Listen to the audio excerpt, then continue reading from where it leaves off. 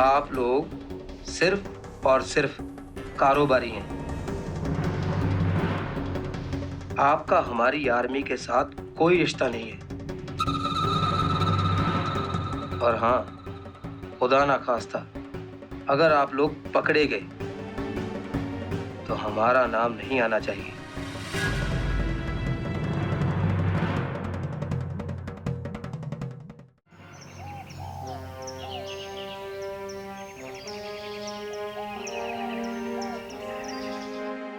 जवानों, आप लोगों को पलटन ने सिलेक्ट करके यहां भेजा है,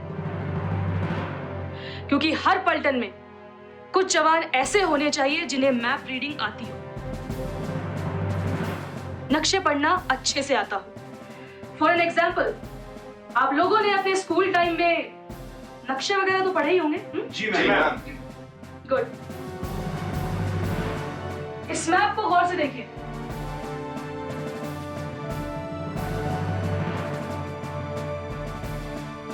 सबसे पहले तो इसकी कलर कोडिंग को पहचानिए।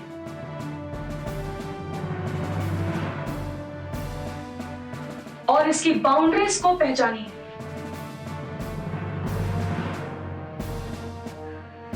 यस मोहम्मद सदफ, कहिए। यस मैम, अगर आपकी इजाजत हो तो मैं जो मैप के बारे में जानता हूं मैं वो बताना चाहूंगा। क्या आपने कभी मैप रीडिंग की क्लासेस ली हैं? नहीं मैम, आर्मी में भर्ती होने के बाद तो मैंने कोई क्लासेस नहीं ली, पर हाँ, हाल ही में मैं एक ऑपरेशन पर गया था, ऑपरेशन गुलरेज, जहां पे जाने से पहले मुझे मैप रीडिंग की रिफ्रेशर क्लासेस अटेंड करवाई गई थी। और हालांकि स्कूल डेज से ही मैम मैं ज्योग्राफी में टॉप करता है। That's good. आइए। जी थैंक यू मैम। ये जो ब्लू रंग का फिगर है ये वाटर बॉडी है। जैसे कि आप ये देख सकती हैं कि जो नीली लकीरें हैं ये नदी या नहरें हैं। ये जो ब्राउन लाइन है ये मोटी वाली लाइन हमारी मेन रोड है, और ये जो पतली वाली लाइन है ये सेकेंडरी या छोटी सड़क है। ये दीवान भाई, आज बकरा फंस गया हो। मर्दे को कहा है कि सदा भाई बहुत होशियार बनते हैं, आज बुझाएगा। क्या कह रहे थे कि भूगोल में क्लास में टॉप किया है, मैडम टॉप करवाएंगी। मत, टॉप नहीं हो, टॉप।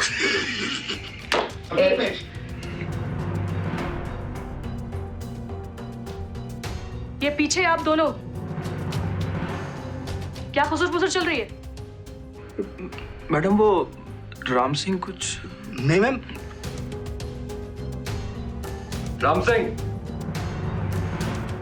दीवान सिंह, खड़े जाओ। तुम दोनों इंडियन आर्मी के जवान हो। लगता है सारा डिसिप्लिन भूल गए। बिलो सिंह साहब, मैंने ऐसे लोगों को बहुत अच्छे से ठीक किया है। मैम आप जानती नहीं, ये दोनों दूसरी नस्ल के जवान हैं और इनकी नस्ल में बहुत अच्छे से समझता हूं। तुम दोनों, राम सिंह जी साहब। दीवान सिंह साहब, तुम दोनों कल 9 बजे बलदेव साहब के ऑफिस में रिपोर्ट करोगे।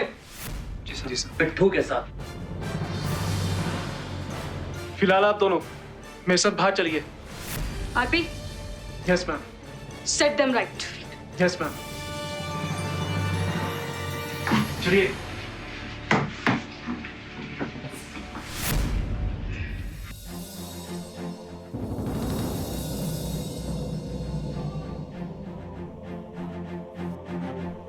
रजनी मैम क्लास में या काम के वक्त मजाक बिल्कुल पसंद नहीं करते, और वैसे भी आप दोनों कल बलदेव साहब के ऑफिस जाने वाले हैं। अगर मैंने उनको फोन कर रिपोर्ट कर दिया तो जानते हैं ना क्या होगा। नहीं साहब जी, आप बलदेव साहब को कुछ मत कहिएगा।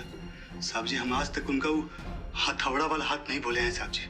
साहब जी, बहुत कठोर सजा मिल जाएगा साहब जी, आप मत कहिएगा। साहब जी, उन्होंने जो थप्पड़ मारा था आज तक मुझे याद है साहब जी। साहब जी, हमसे बहुत बड़ी गलती हो गई साहब जी। साहब जी इस बार हमें माफ कर दीजिए, अगली बार ऐसा हम कभी नहीं करेंगे साहब जी। हाँ साहब जी, हम लोग कभी ऐसा गलती नहीं करेंगे साहब जी। ये फौज है जवान, यहाँ पे गलती की गुंजाइश बहुत कम होती है। ये लास्ट वार्निंग है, आइंदा ऐसा हुआ तो बलदेव साहब को फोन कर मैं रिपोर्ट कर दूंगा। समझ गए आप दोनों? जी सर। साहब चलिए जाइए अपनी क्लास में। शुक्रिया साहब जी। जय हिंद साहब जी। जय Hind. That's the great news. हमारे मेजर्स के लोकेशन का पता चल गया है। बलदेव साहब के जो एलओसी पार कॉन्टैक्ट्स है ना, उन्होंने ये फोटो भेजी है जहां उन्होंने हमारे मेजर्स को कैद कर रखा है। सुब्बू सर दिखाओ तो प्लीज।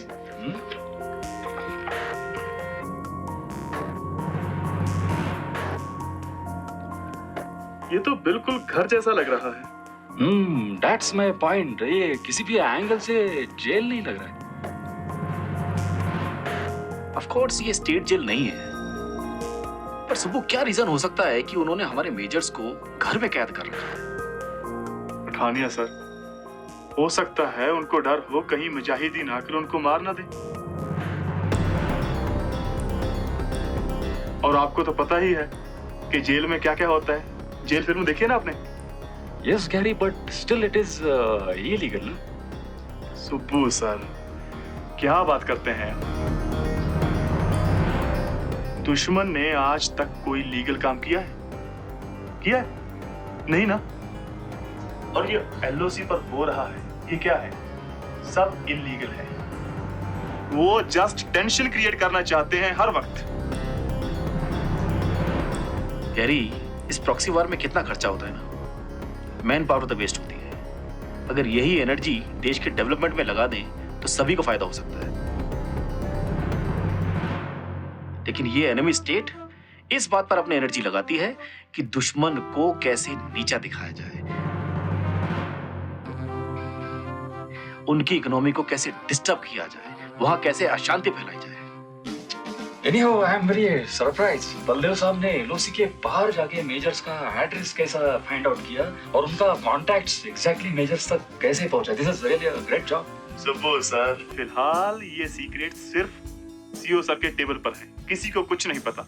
और बाकी बात रही बलदेव साहब की, यार उनके पास 20-25 साल का एक्सपीरियंस है। वो हमने बहुत कुछ सीखना है अभी।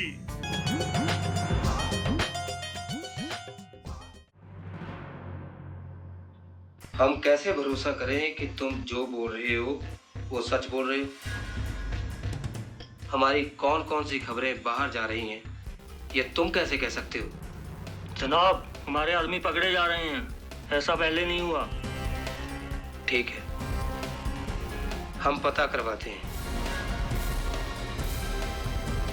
पर हाँ, एक बात ध्यान से सुन लो। अगर तुम्हारी बात बेबुनियाद और झूठी निकली तो तुम्हें जान से हाथ धोना पड़ेगा।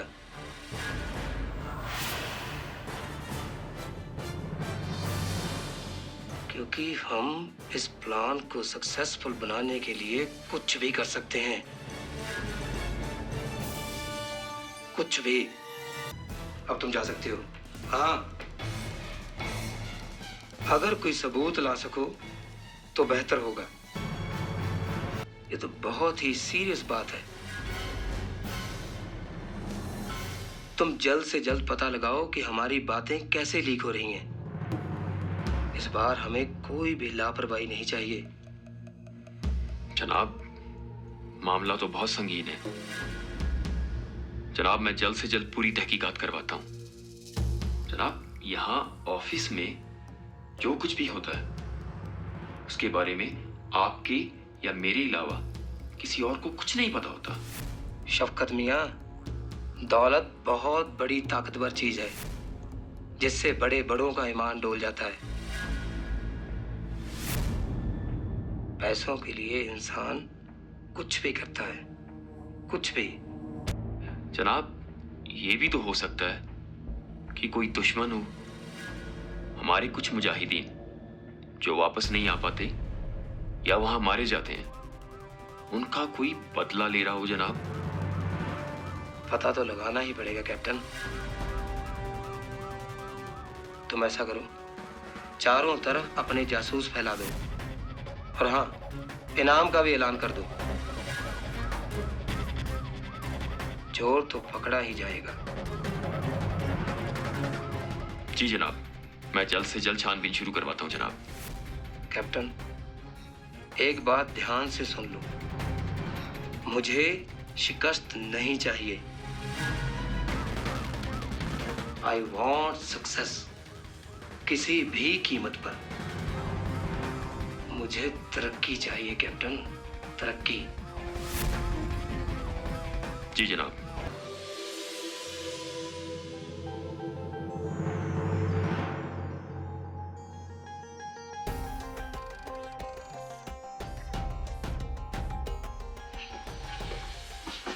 जैन सर। जय हिंद बल्ले साहब, तशरीफ रखिए। Thank you sir. बल्ले साहब, एलओसी से जो खबर आई है उसकी पूरी रिपोर्ट मुझे आपसे लेनी है। सर, ये खबर बिल्कुल पक्की है। दुश्मन आर्मी को डर था कि अगर दोनों मेजर्स को जेल में रखा गया तो मुजाहिदीन उन्हें मार सकते हैं।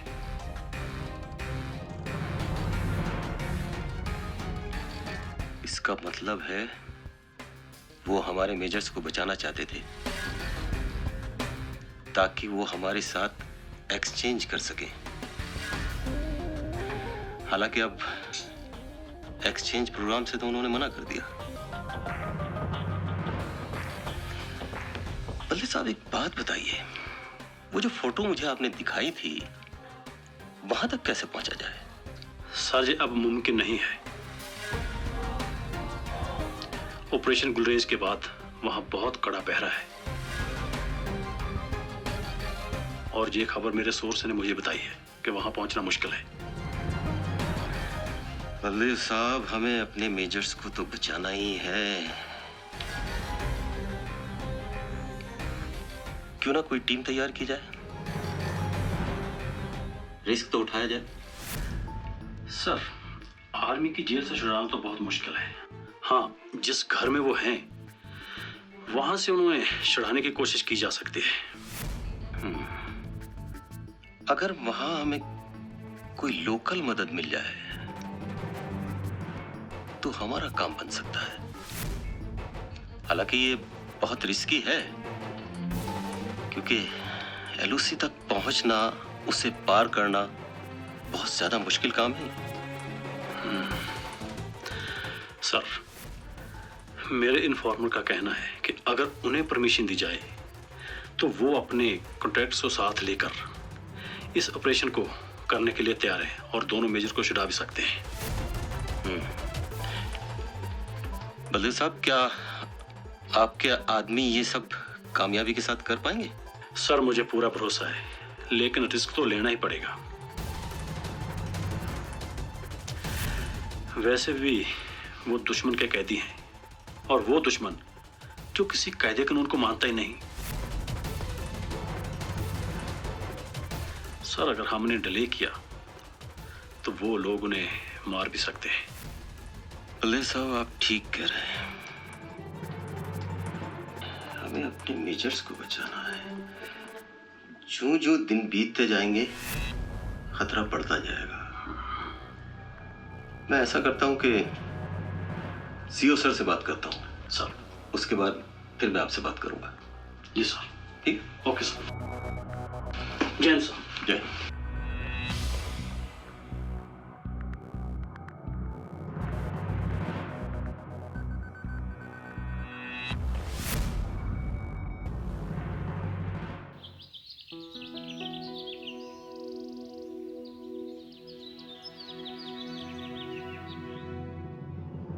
So RP, after your initial training, operation field में आकर कैसा लग रहा है? I'm learning, sir. I'm really enjoying the action. बहुत कुछ सीखने को मिल रहा है sir. I want you to learn as fast as possible. Sure, sir. और अपने सीनियर्स से जो कुछ मिले grasp it. Officers, coming back to the plan. मैंने आपके इस प्लान को अच्छे से स्टडी किया है। टेबल पे तो ठीक ठाक लगता है। I mean, good enough. लेकिन इसमें एक फैक्टर है जिस पर हमें विचार करना बहुत जरूरी है। कौन सा factor sir? Risk factor Gary. Risk factor?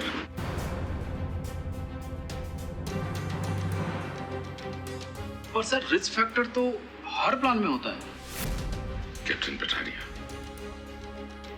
I agree with you.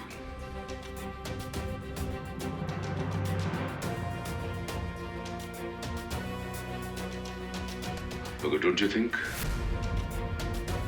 Risk हमेशा कैलकुलेटेड होना चाहिए?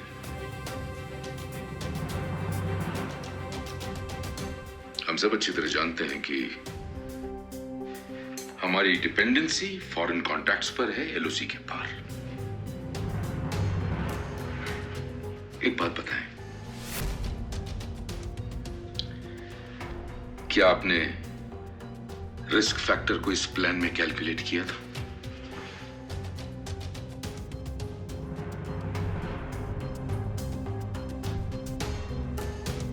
सर, आप बिल्कुल सही कह रहे हैं,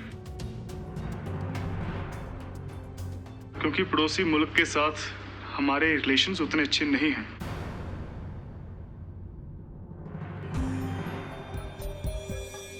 और दूसरी बात, एलओसी पर पड़ोसी कॉन्टैक्ट्स पर हम भरोसा भी नहीं कर सकते सर।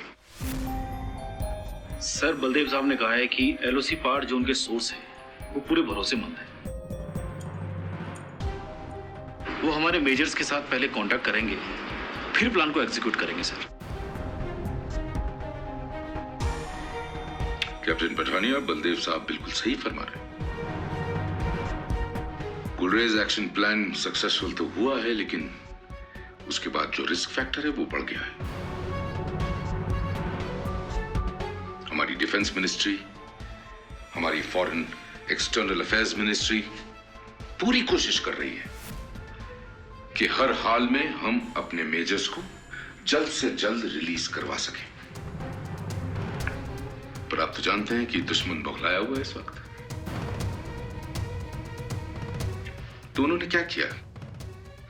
उन्होंने हमारे मेजर्स को स्पाइस डिक्लेयर कर दिया, जासूस, और उन्हें अरेस्ट करके जेल में डाल दिया। लेकिन सर, हमारे दोनों ऑफिसर्स को तो किडनैप किया गया है। गैरी, ये हमारा वर्जन है। हम ये भी जानते हैं कि यही सच्चाई है।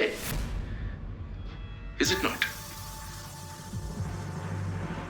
पर दुश्मनों के लिए वो जासूस हैं, और वो चाहते हैं कि वो उन जासूसों पर लीगल एक्शन लें, उन पर केस दायर करें जिसकी कोई टाइम लिमिट नहीं होगी। बट सर, हमारे ऑफिसर्स क्या अब उनकी जेल में रहेंगे? आरपी, हमारा कोई भी ऑफिसर उनकी जेल में हरगिज नहीं रहेगा।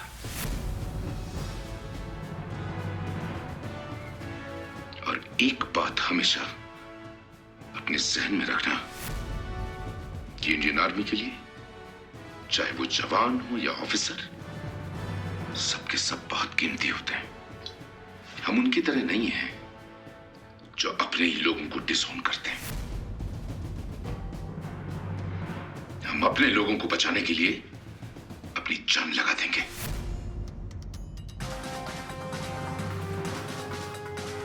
You understand? Sir. So now coming back to the plan, officers. Sir,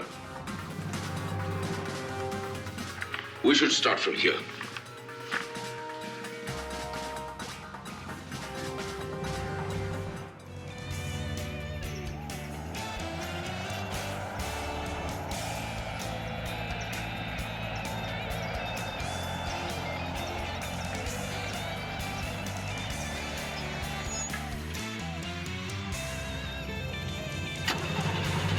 start हो जा, कम ऑन हो जा। यार, ये कहाँ के बंद हो गई यार, बेकार सी गाड़ी। एक बार फिर ट्राई कर। स्टार्ट हो जा, come on.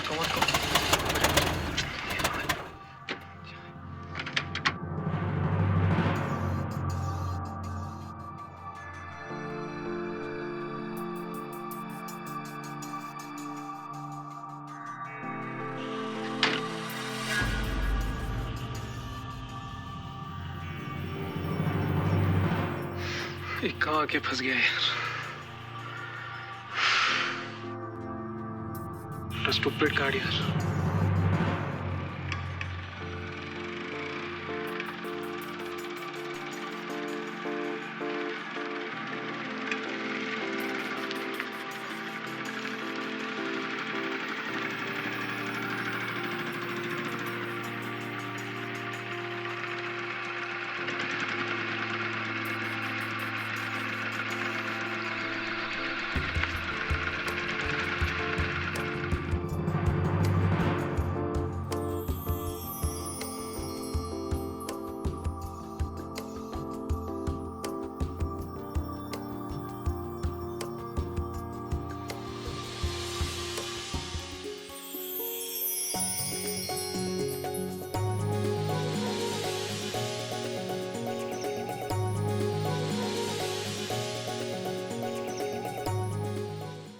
Actually signal corps ने कुछ मैसेजेस इंटरसेप्ट किए हैं और इसमें एक सैटेलाइट फोन कॉल भी है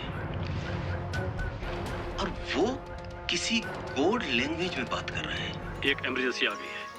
हमें पता चला है कि कुछ लोग एलओसी पार करने की कोशिश कर रहे हैं। पहले हमने एक्सरसाइज के बाद पेट्रोलिंग पर जाना था, लेकिन अब हम सीधा ऑपरेशन पर जाएंगे।